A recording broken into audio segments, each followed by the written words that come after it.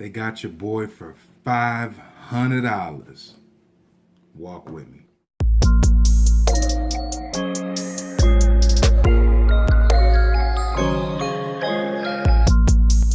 Family, it's your boy, Ant Diesel. What up?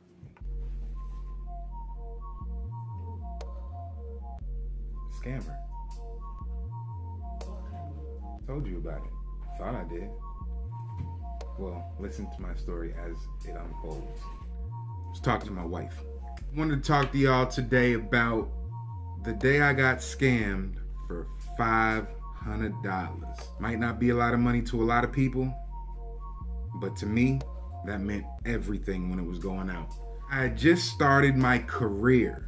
Not a job, a career. Don't ask me what it is, because I ain't gonna tell y'all, because some of y'all crazy as hell out there. What happened was I got a phone call from an 800 number that I had never seen before. Most 800 numbers, when I get a call from them, and it's a bill collector or a debt collector or somebody, I would save their number in my phone so I knew whether I wanted to pick up or not. If I didn't have no money for them, why the hell am I answer, right? Some sounded like a young guy answers the phone. Like, yes, this is such and such from ABC Inc. I was like, okay, how can I help you?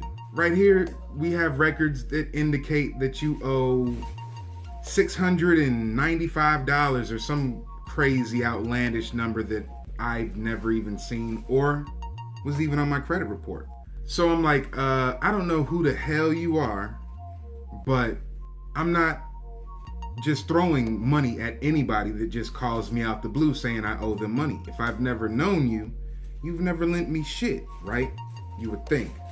But me being naive at the time, before I did all the research when it comes to bill collectors and debt collectors and debt buyers, I was under the impression that I could possibly go to jail before I realized there's no such thing as debt prison.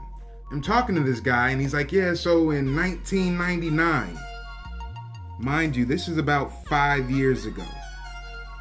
5 years ago, it was 2015. No, 2013. 5 years ago. My love, don't judge me. They had an account that was opened in 1999. And like the genius that I am, I didn't even realize in 1999, you were still in high school, dumbass. I had a retard moment. And you're not supposed to say retard. Back in that day, this whole politically correct thing was non-existent. So I'm like, okay, what the hell is we gonna have to do to get this rectified? Because I'm not gonna pay you anything unless you can prove it. Keep in mind that I had just started a brand new career that is worth retirement. Dude was like, well, listen, if you don't send us $500 right now, we're gonna send the authorities to your job. And then amazingly, they knew where the hell I worked. So at that point, I'm like, damn, number one, I'm a black dude, you know, that stigma's on me. Just started a brand new career. The second week on the job, they're going to send police officers to my job. So at that point, I got nervous and I'm like, oh shit, hold up. The last thing I need is negative attention on me at a job that I plan on retiring from. So I was like, all right, Pete, this is how this is gonna work, and this is the only way this is gonna work. I'm going to set up 2 payments of $250 a piece, and then once I'm done with the second payment, you're going to send me documentation that the account is paid in full. Okay, yeah, no problem, no problem, no problem. I went by word of mouth. You're supposed to get written documentation before you make any kind of payment. So like the genius that I am, I pulled out my debit card, ran all my damn numbers, got off of work that night, $250 had been taken out of my account. It's still not dawning on me that you were in school when they claim that you pulled a payday loan. Didn't dawn on me. Wasn't even old enough to acquire a payday loan. So then 2 weeks later, they called me and said, hey, we're gonna pull that money out of your account later on today.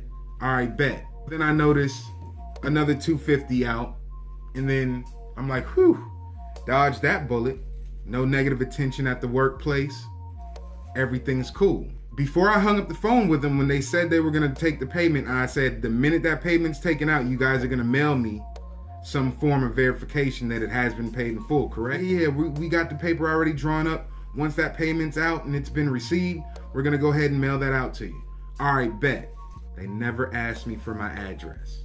But in my head, they knew where I worked, so why the hell wouldn't they have my address? Again, I was dumb. This was 5 years ago. I'm 36 now. So I didn't smarten up early. So I'm waiting. A month passed. And I'm like, damn, when am I gonna get this paper indicating that my $500 has been received and the settlement is paid in full? So I call him, getting a ringtone. So I'm like, okay, maybe I dialed it in wrong, although it was saved in my phone. I graduated. Called him again, same thing. This number has been disconnected. So your boy got gypped out of $500, and it hurt. To this day, that shit hurts just thinking about it. Moral of the story is, do not give any random person that calls your phone saying that you owe them money your card information. So after I didn't receive that and I found out that the number was disconnected, I had to go to the bank. I had to tell them I need a new card. Go ahead and make this one obsolete. Shut it down. I need new card number, new everything, because they had my information. With that said, be smart out there. Scammers are real. Y'all be easy. Don't study my moves. Just check my footwork. Peace.